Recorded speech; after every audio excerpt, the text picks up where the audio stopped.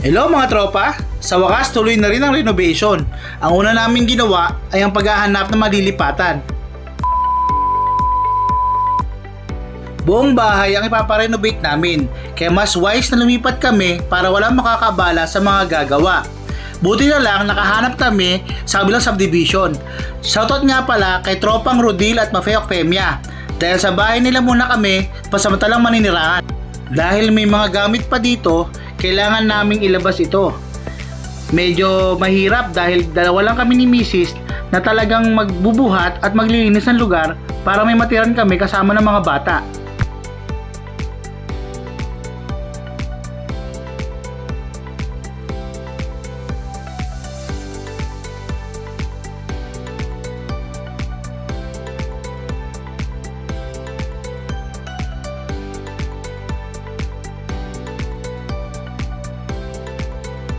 Five minutes later. Aparador naman ngayon ang kailangan ko ilabas. Tamang diskarte lang para talaga mailabas ko.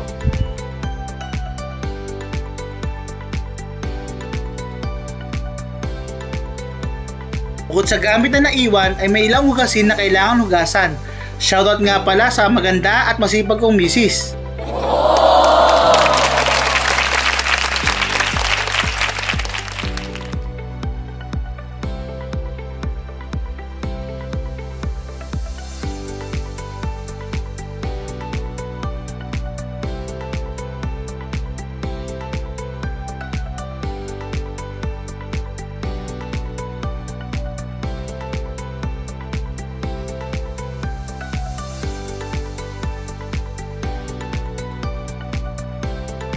Itong rep na ito ang sumubok sa aking lakas. Mukhang kailangan ko ilabas ay 100% ko dito ah. Nagbibiro ka ba, Eugene?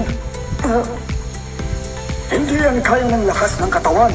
Kailangan mong gamitin ang iyong spiritual na enerhiya.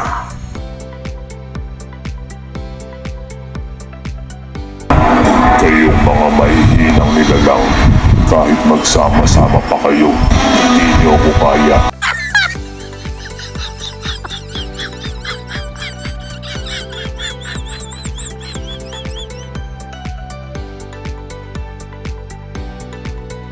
May mga nakalagay din sa pader na kailangan kong tanggalin. Sa banyo naman, binuhos ni Mrs. ang buong lakas niya. Dahil laging masipag kami, nireward namin ang sarili namin. Kumain kami ng pinakamasarap na kwek sa buong subdivision. Hanggang dito na lang mga tropa. Hanggang sa muli!